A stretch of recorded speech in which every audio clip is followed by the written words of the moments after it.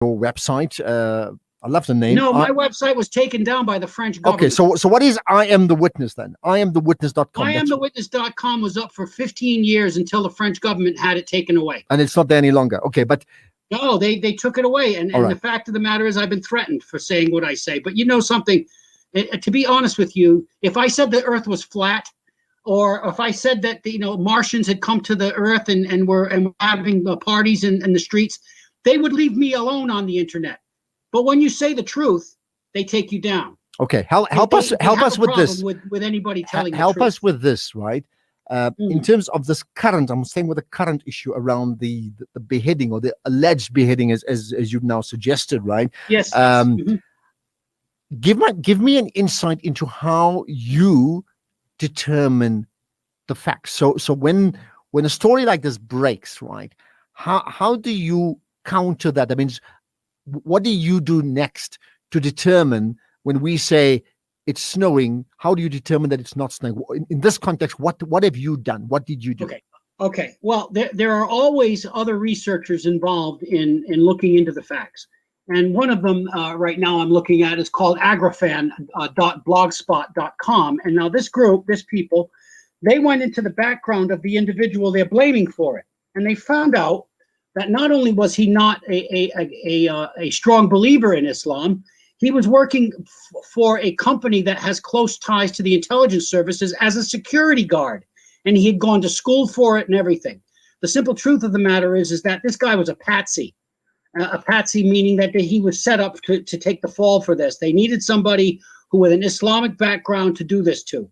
This young man and his brother both went through security guard school, and neither of them, by the family's own admissions, had any close ties to any mosque or any religious organization.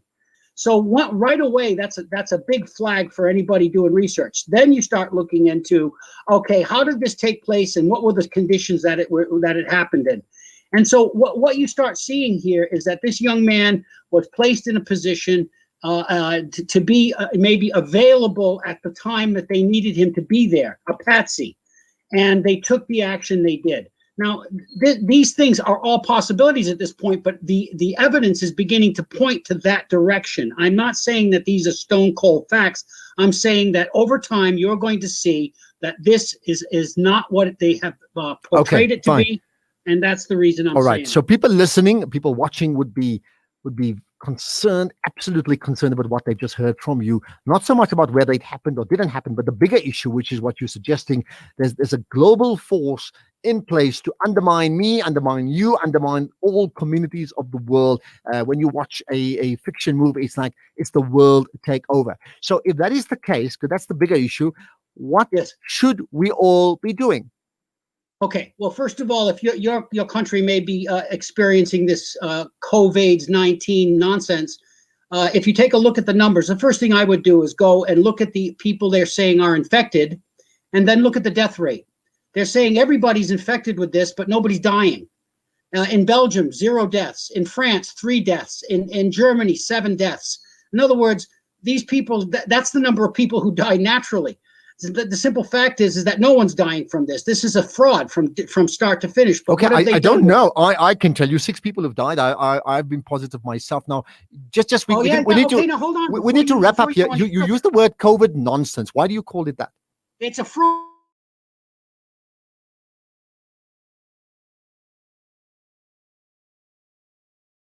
Daryl, are you there? We've just lost him. Okay, you are. Daryl, we're going to wrap up. Quick thing. Give me, well, you can't give me I Am the Witness.